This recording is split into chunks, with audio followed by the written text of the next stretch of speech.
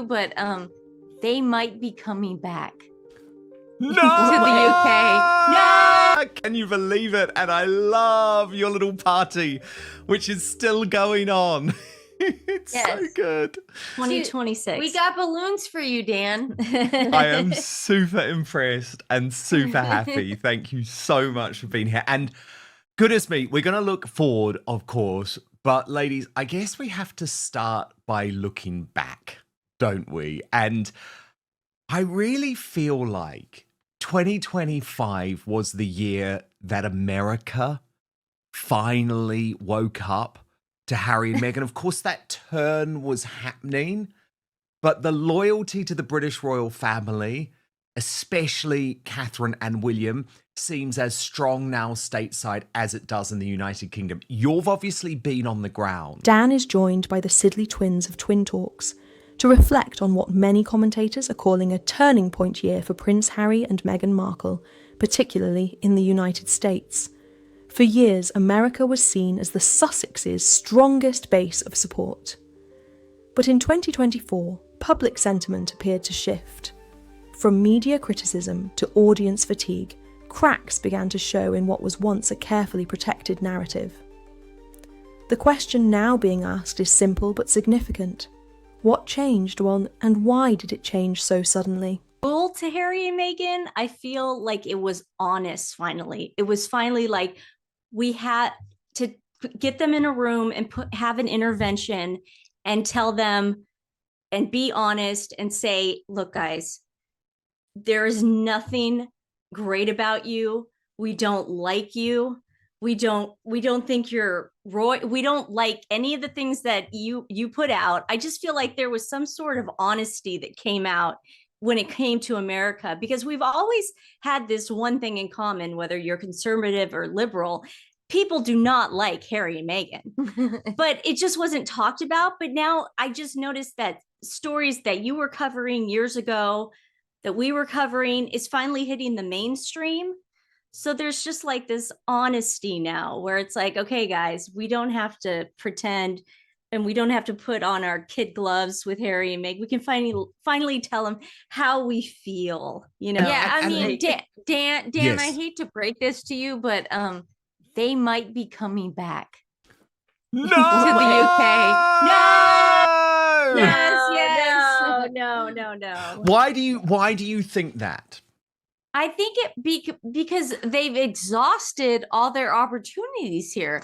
I mean, if you're going to Kris Jenner for help, you have reached the bottom of the barrel. This is Kris Jenner. This is a woman who has started fake churches.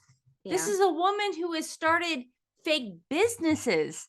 Mm-hmm. This is a woman who has pimped out her daughters. And she's not going using to a sex tape, by the way. Well, I mean, it's the lowest of the low. So she's not going to put any time and effort into Harry and Meghan when she has her family to worry about. Why would Kris put any time and energy? No, I'm just saying that. I'm like, this is their last resort. So Dan, I'm so sorry, but you might have to take them this year. Well, it is interesting, you know, there has been a lot of briefing and counter briefing. By the way, just before I get to that, what I would say about the Kardashians, I'm sort of agnostic to the Kardashians, but my fiance absolutely adores them. And I would say what I love about them is their all American honesty. Okay. So that is one of the reasons why they did become successful, because, yeah, we'd seen everything. You know, yes, we had seen the tape. Yes, we did know that Kris Jenner was in on that. And actually, that sort of brutal honesty and commercialism has become part of their authenticity, which is obviously the opposite of what Harry and Meghan are putting out, which is that they pretend to do good when actually they really are out for the money more than anything. And I've been saying that for a very long time. So that's the first thing I say about the Kardashians. Now, what's interesting about the whole Meghan to the UK thing is that there has been briefing and counter briefing over the past few weeks. Some people suggesting that actually, if it was for the right money, the right price tag, potentially a new Netflix TV show, she would find a way to come back. Others say, no, it's Harry who wants the royal court here. Part of his motivation is to spend as much time away as possible from his wife. So actually, he's quite content with her saying, no, I really don't want to go back. I'm still dubious that she really would be prepared to take the risk, because we know what happened the last time she was here. We know about the booze outside St. Paul's Cathedral during the late Queen Elizabeth II's Platinum Jubilee. It's not that her safety is at threat. Like, please, that's ludicrous. You know, we're quite nice people here, okay? It's nothing to do with her safety, but her dignity, her pride. Well, yeah, that is on the line, ladies. If she comes back. I think we will have the answer when Invictus rolls around. We'll know how serious she is. I mean, she can't avoid that, really. I mean, Harry is literally a motivational speaker. At the point, yeah. I mean, this could not be any lower for him. Yeah, but also the worst motivational speaker in history, because he puts you to sleep. The worst. The fact that he's horrible. They don't allow cameras, and they're very picky about like cell phone usage in there. And he sticks to the same script. Yeah, it's the same script, because that's why he's hired. He's hired to talk about being a prince and Afghanistan and whatever the hell he does all day. I don't know. Oh, big tech. Harry, you know, big tech. The risk of big tech while his wife is posting all posting all of the while she's posting everything. Exactly. They're doing the complete opposite. And there's nothing authentic about them. Everything seems rehearsed. The stories that they correct are just like the oddest ones, like the ones about her dad. She'll correct that one. What was the one she corrected the other day too? Ooh, it just slipped my mind. But the way she corrects stories, and then she won't correct other stories. Yeah, she picks and chooses, doesn't she? She picks and chooses. Yeah. Oh my God, I'm so sorry for it slipped my mind. But she just did one the other day, and I was like, why would she even talk about that one? Yeah. But it's so odd. But you know, hey, look, I have to be honest with you. I would be a little sad if they went back to the UK and disappeared and stayed quiet, because right now they're so funny. It's just so amusing to me, and we all have a good laugh. So imagine them being gone, you know.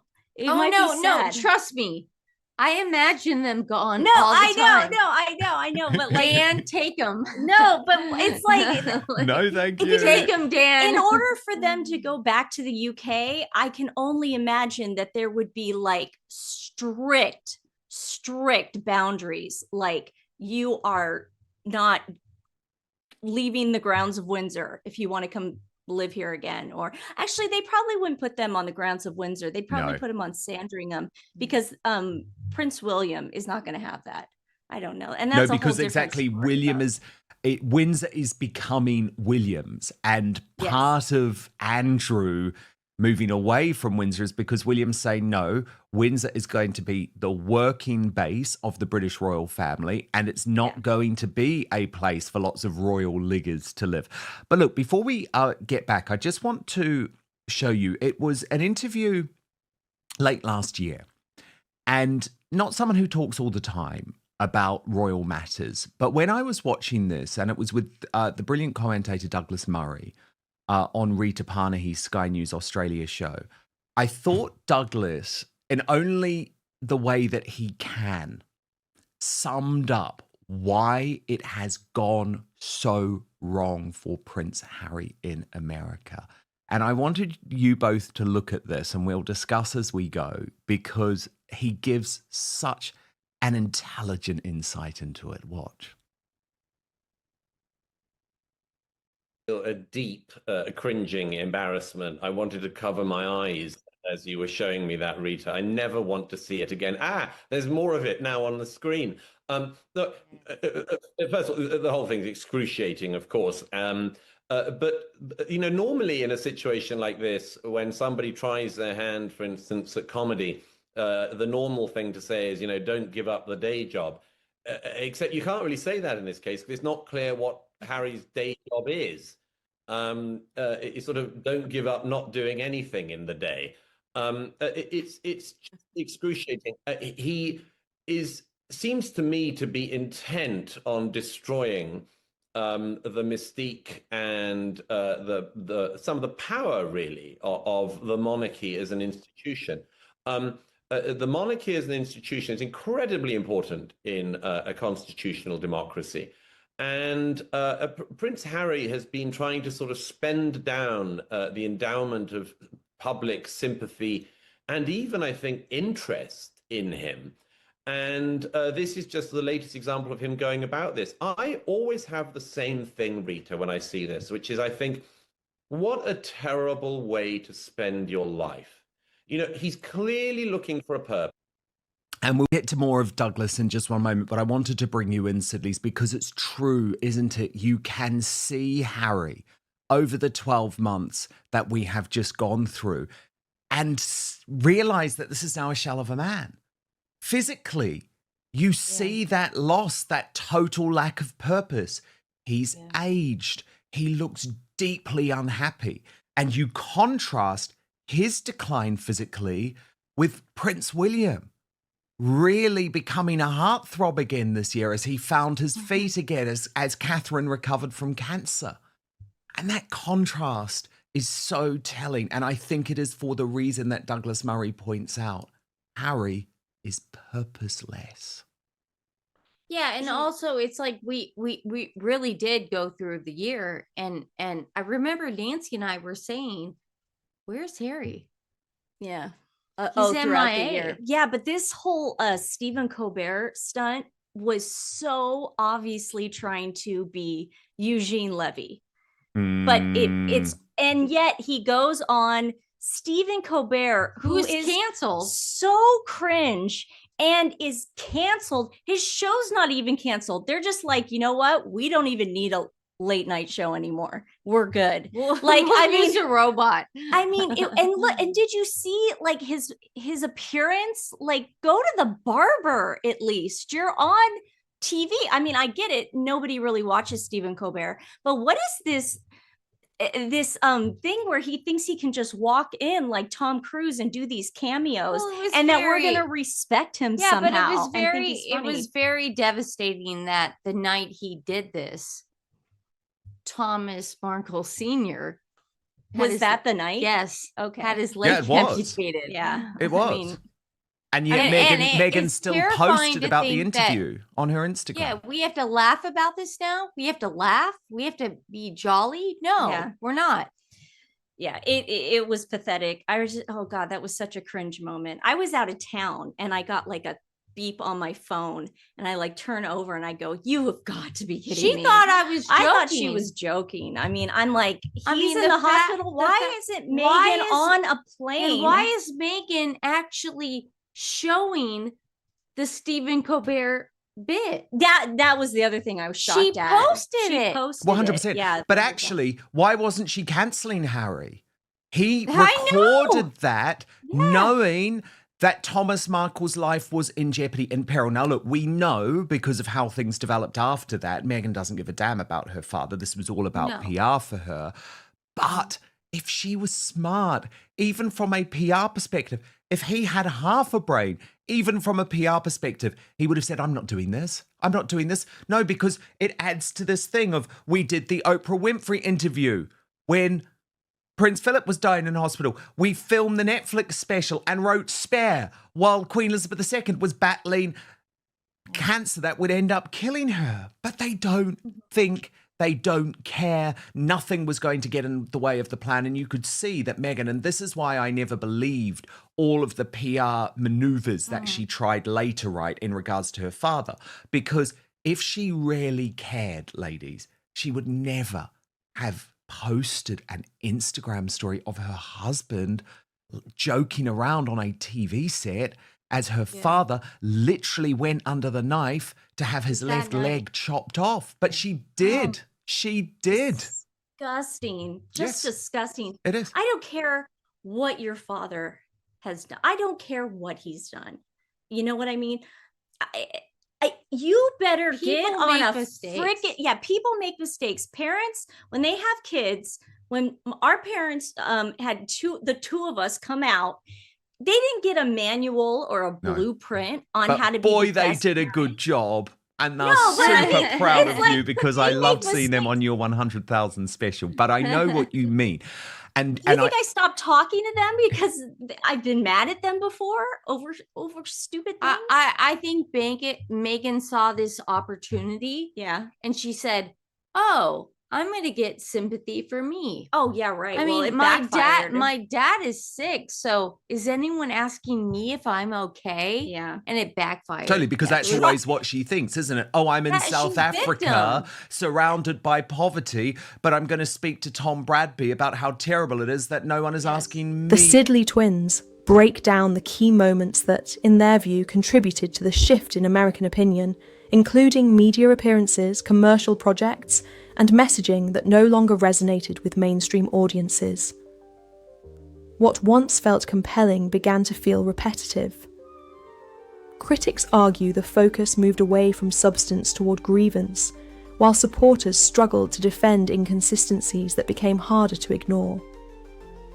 Dan and the panel explore how Hollywood, corporate America, and even traditional liberal media outlets began to distance themselves, not through open hostility, but through silence, reduced coverage, and declining enthusiasm. This wasn't a backlash overnight. It was a slow withdrawal.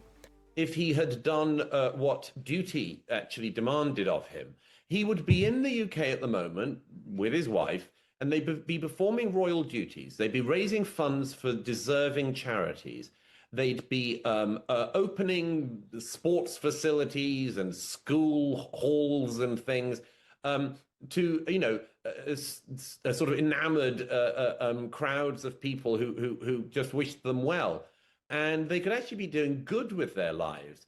And instead, there's just this sort of peripatetic wandering around TV studios and elsewhere. And it's just such a bad way for him to spend his life and to spend down. If you remember back, 30 years or so, to spend down the considerable public sympathy and indeed even admiration and love that existed for him.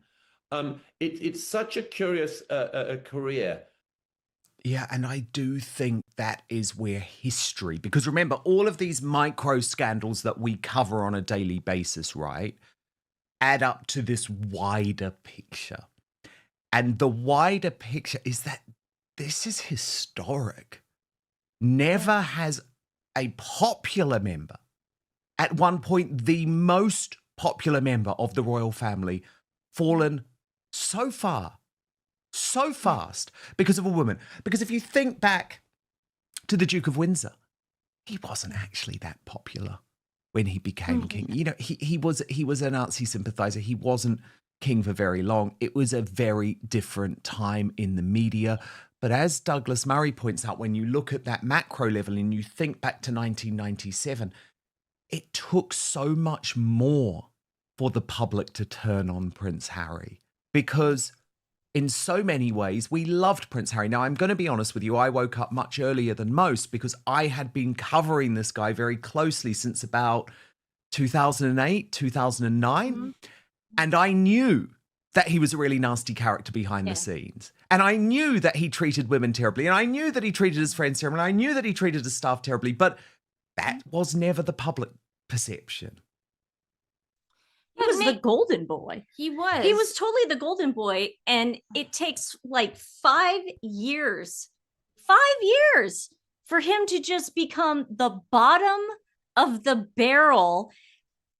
We literally, when I think of Harry, I really think of just like a wimp, a failure as a man, a wimp, a beta. But I also think, and a like, loser. in the last couple weeks, I feel like Meghan with her dad, if she would have flown to the Philippines, could have had a redemption story. But she's not. She's not going to do that. No, I'm just saying that it's like she had a moment and she blew it. Yeah. She blew it. Well, no, they did this to themselves. Everything. At first, I was like, let's cut them some grace. Hollywood's a tough town. It's a tough town. Let's give them some grace. But trauma is not a credential. That's the problem. They thought they could bring this trauma story to the US and use it as a get out of jail free card. That's what they thought. They thought we are going to write our own ticket as long as we do this. And everything started become like the culture changed. They wanted humor and humility and evolution. We have not seen any growth with these two. They haven't evolved in any way, shape, or form. If anything, they've gotten worse. But it's true. I've never seen two people just kind of like just like this, like you stagnant, and but then occasionally like go crazy again. I mean, there's no redemption for them. There really isn't. There's no love for them. Well, there's no love too. No, and it was interesting how Douglas Murray wrapped up what he was saying about Harry. What? I hope at some point that he realizes what a mess he's made of all this, how incredibly actually unrewarding it is in every sense other than the financial sense. To spend your time doing this, that nobody wants it, nobody likes it, and that the other life he could have had, the one that he was actually born to have, is the life he should be leading. And it would be one in which he could find meaning and purpose. He could be raising funds for charities to do with the armed forces in which he served. He could be addressing questions of how better we look after soldiers after they return from conflict, for instance. There's all sorts of really useful things he could be doing. But just think about it. There instead, he is making some lame jokes, trying to be a lame comedian in a manner which, as I say, I just want to cover my eyes and ears when I see that footage. And it's so true. It is so true. What he could have done. What he should have done. Mm-hmm. It was a historic opportunity. And no matter how he tries to square the circle, no matter what type of mental arithmetics he goes through, you blew it, Harry. You prove you were not a humanitarian. You walked away from your duty. This is where it's ended up. And it's a fail. It is a big, fat failure. But the mask not only slipped, it fell. It fell down the drain. It fell down that gutter that the clown Pennywise is hiding under. That's where the mask went. Like it couldn't be further down the drain. And they at a stalemate. Yeah, but they did this to themselves. And now, in my opinion, they're broke. I'm sorry, but you can't. Where are they making their money? Did you notice that expensive? We live on the West Coast. Yeah, it's expensive. I mean, as ever, she first says free shipping till December 1st. Now she's extended the free shipping to January 1st. My dad owns retail stores. Get in quick. You've got a few hours left.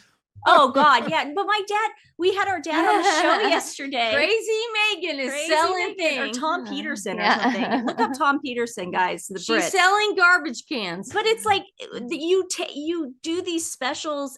This is the biggest month for retailers. December. Yeah. It's huge.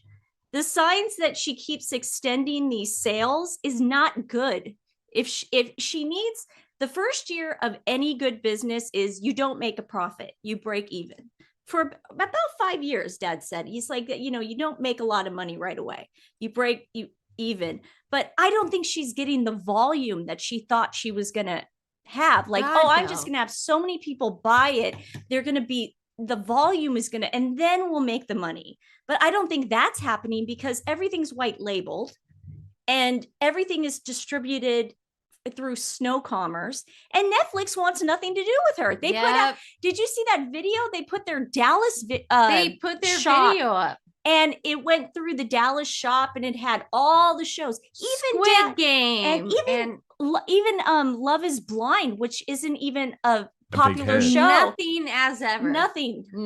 No, they're done with it. They're embarrassed by it. I mean, it was barely showing up on anyone's home screen. And if you know Yeah. Netflix, that's super important. Do you know what I mean? Yeah. What are they pushing out to you? And even for people who had watched it before, so Meghan was in their algorithm, it wasn't even being pushed. And of course, it wasn't, showed yeah. up in no charts, no charts whatsoever. She will blame that on the Thomas Markle debacle, but it actually was nothing to do with that, was it? It was nothing to do with that. But it was Look, so interesting to see that Meghan, as ever, was not even included. Yeah, it was. Well, we In knew that. Netflix. Yeah, we knew Yeah. that. fascinating. Yeah.